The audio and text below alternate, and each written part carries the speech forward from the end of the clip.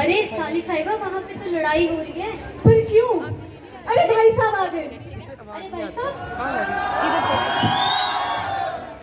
बहन जी हमें माफ कर दीजिए, ये शादी नहीं हो सकती। पर क्यों? हमें माफ कर दीजिए, ये शादी नहीं हो सकती। आप अपनी बारात लेके वापस चले जाइए। कैसे बहकी बहकी बातें कर रहे हैं भाई साहब?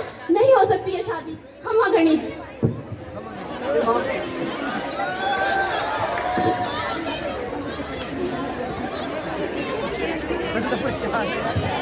माँ, बहुत करा ली हमने बेइज्जती, अब चलो यहाँ से।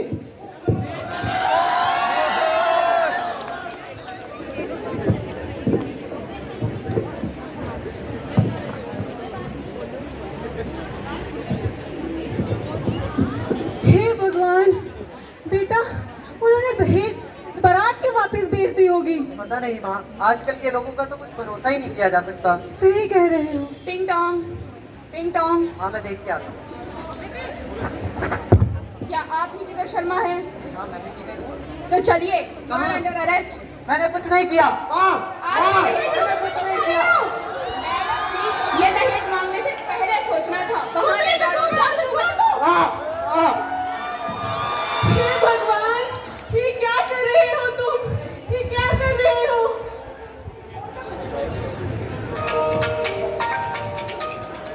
प्रिंसिपल मैम का phone. Hello hello ma'am. Hello ma'am, आपको कल से स्कूल में आने की कोई जरूरत नहीं है। पर मैम क्या हो गया ऐसा?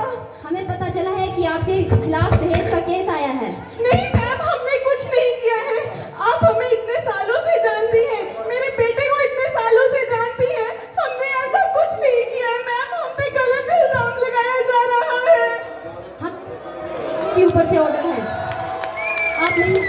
हे भगवान, इतने साल ईमानदारी की नौकरी करने के बाद भी तू हमसे ऐसी सजा दे रहा है। ये कैसी सजा है? ये कैसी परीक्षा ले रहा है?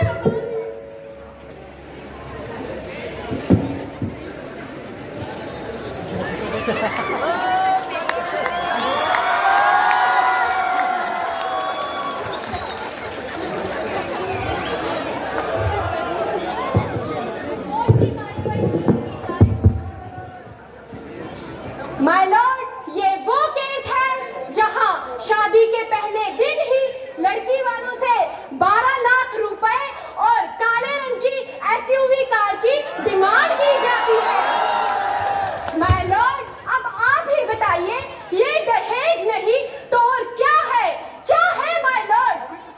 ना जाने आए दिन ऐसे कितने ही केस देखने को मिलते हैं जहां लड़कियों को दहेज के लिए प्रताड़ित किया जाता है, यहाँ तक कि उन्हें जला दिया जाता है। माय लॉर्ड, अब मैं मिस्टर जिगर को कटघरे में बुलाने की अनुमति चाहूंगी। तो मिस्टर जिगर जी बताइए, क्या करते हैं आप? जी, मैं एक सिविल इंजीनियर हूँ। आप एक सिविल इंजीनियर हैं और जिनसे आपकी शादी हुई थी राशि, वो खुद एक सॉफ्टवेयर इंजीनियर थी। शादी के बाद आप दोनों अच्छी इनकम गेन कर सकते थे, तो दहेज क्यों मांगा?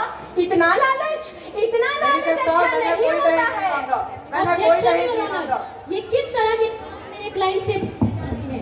योर ऑनर, जब मिस्टर जिगर सिविल इंजीनियर हैं, तो उन्हें भला दहेज की क्या जरूरत है? अरे उजाला जी, अरे रुकिए तो, बोलने नहीं देती है। माय लॉर्ड, अब मैं कटघरे में जिगर जी की माता को बुलाने की अनुमति चाहूंगी। जिगर जी, आप जाकर बैठ सकते। तो माता जी बताइए, क्या करती हैं आप? मैं एक प्राइवेट स्कूल में अध्यापिका हूँ। आप अध्यापिका हैं या थी? माय लॉर्ड, इन्हें तो इनकी नौकरी से ही निकाल दिया गया है। आखिर अध्यापकों को कौन अपने स्कूल में रखना चाहेगा माय लॉर्ड? ऐसे अध्यापक तो अध्यापकों के नाम पर एक धब्बा बनकर रह गए हैं माय लॉर्ड। हम बेकसूर हैं, हमने कुछ नहीं किया है। मैं एक अकेली माँ हूँ, अपनी नौकरी को हमेशा कर्तव्यनिष्ठ होकर निभाया है, अपने बेटे को अच्छे संस्कार दिए हैं, वो औरतों की इज्जत करना जानता है। उसने कुछ नहीं किया है, हम बेकसूर हैं, हमने कुछ नहीं किया है। माता जी, आपने कुछ किया है?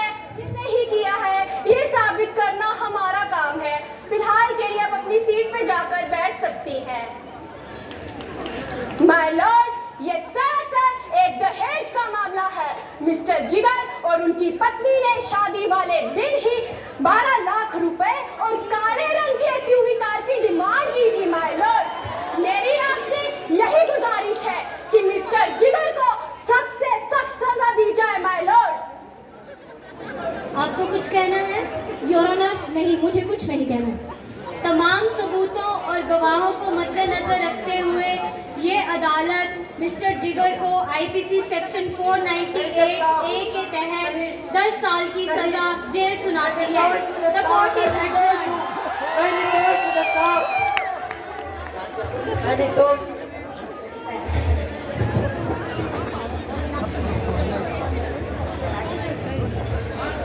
अरे मैंने सुना बड़े पैसे लिए ना दहेज में।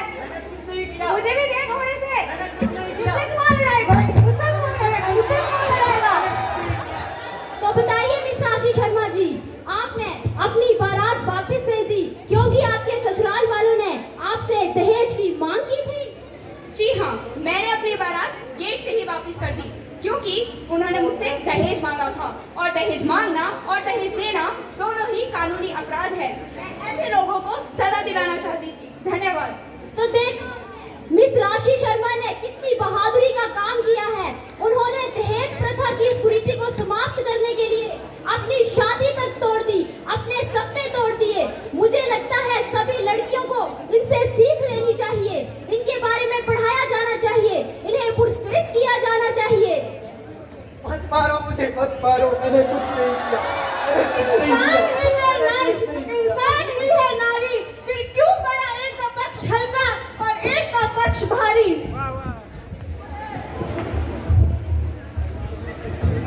तारीख पे तारीख इंसाफ बना भीख, तारीख पे तारीख इंसाफ बना भीख। 2 महीने की जेल के बाद जमानत तो मिल गई, पर केस यूं ही चलता रहा। 9 सालों में समय यूं ही ढलता रहा, समय यूं ही ढलता रहा। अब आई है आखिरी दाव की बारी, अब आई है असली गवाहों की बारी, अब आई है असली गवाहों की बारी। कोर्ट की कार्यवाही शुरू की जाए। माय लॉर्ड, 9 साल बीत चुके हैं, अभी तक भी ये केस चला ही हुआ है। जब मिस उजाला जी अपने क्लाइंट को बेकसूर साबित करने के लिए कोई सबूत ही इकट्ठा नहीं कर पा रही हैं, तो इस केस को बढ़ाने की कोई जरूरत नहीं है। माय लॉर्ड, इस केस को यही खत्म कर देना चाहिए। ऑब्जेक्शन योर ऑनर, ये केस तब तक नहीं हो सकता जब तक असली मुजरिमों को सजा नहीं मिल जाती। योर ऑनर, आखिर तक निर्दोष कोर्ट के चक्कर रहेंगे। योर ऑनर, जब मेरे क्लाइंट जेल में थे तब उन्हें साथी कैदियों द्वारा मारा पीटा गया। योर ऑनर, मैंने इसकी शिकायत नेशनल ह्यूमन राइट्स कमीशन में भी की। ये रहे अपील के कागजात। योर ऑनर, जो आरोप मिस राशि और उनके परिवार ने मिस्टर जिगर और उनके परिवार पर लगाए हैं, वो पूरी तरह से झूठे, निराधार और बेबुनियाद हैं। और इसी को साबित करने के लिए मैं सबसे पहले मिस राशि से कुछ प्रश्न पूछने की इजाजत चाहती हूँ। इजाजत है।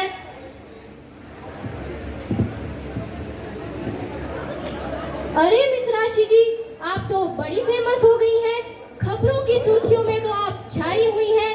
लोग तो आपकी बहादुरी की मिसाल दे रहे हैं। तो क्या आप वो कहानी दोहराएंगी कि शादी वाले दिन क्या हुआ था?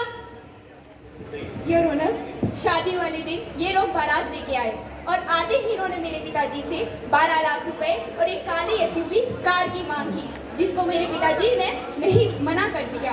जब मेरे पिताजी ने मनाही साधी तो इन लोगों ने मेरे पिताजी पर कैसे कैसे लालछन लगाए। योर ऑनर, ये सब बातें मैंने और मैं लोगों पे दहेज का केस कर दिया। Your honour. अरे मिस राशि जी, आपकी इस मनगढ़ंत कहानी का भी तोड़ है मेरे पास। योर ऑनर, अब मैं अपने एक अहम गवाह को कटघरे में बुलाने की इजाजत चाहती हूँ। इजाजत है। अदालत को इनका परिचय करवाएं। योर ऑनर, ये मिस्टर अभिषेक है। मिस्टर अभिषेक, अब आप पूरी अदालत को सच्चाई बताएं। जज साहब, इस लड़की से मेरी पहले भी शादी हो चुकी थी जज साहब, लेकिन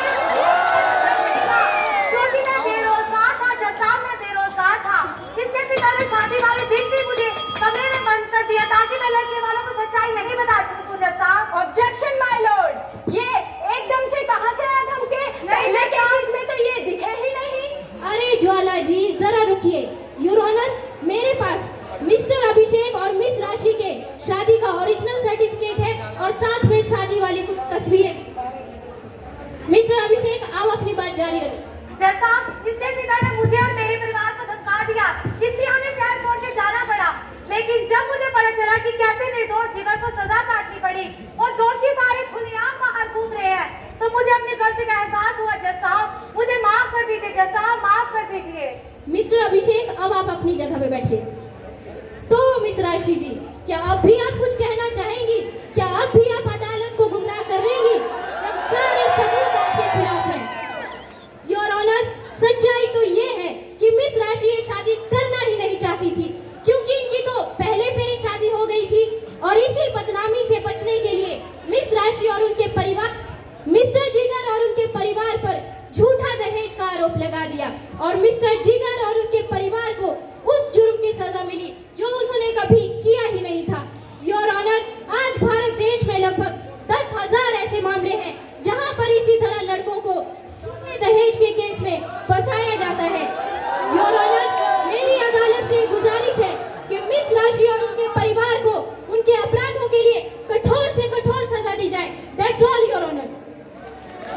इस कोर्ट में पेश किए गए तमाम सबूतों और गवाहों को मद्देनजर रखते हुए ये बात तो साबित हो जाती है एक सोची समझी साजिश थी, जिसके तहत ये अदालत मिस राशि को 5 साल की जेल और 15,000 रुपए जुर्माना सुनाती है। वहीं ये अदालत मिस्टर जिगर को इंसाफ के साथ बाइज्जत बरी करती है। The court is adjourned. इंसाफ, इस बात का इंसाफ जज साहब, इस बात का इंसाफ। मेरे बीते 9 साल बर्बाद हो जाने का इंसाफ या मेरी माँ के गुजर जाने का इंसाफ? इस बात का जज साहब, इस बात का इंसाफ। क्या करूँगा मैं इस इंसाफ का, क्या करूँगा? मैं पूछता हूँ इस समाज से, मैं पूछता हूँ इस समाज से, क्यों लगे झूठे लांछन मर्द जात पे, क्यों लगे झूठे लांछन मर्द जात पे? मैं खुश था अपने कामकाज से, मैं खुश था अपने कामकाज से। मैं भी इज्जतदार हूँ, मैं भी ईमानदार हूँ, मुझे भी इंसाफ चाहिए, चरित्र अपना बेदाग चाहिए, चरित्र अपना बेदाग चाहिए।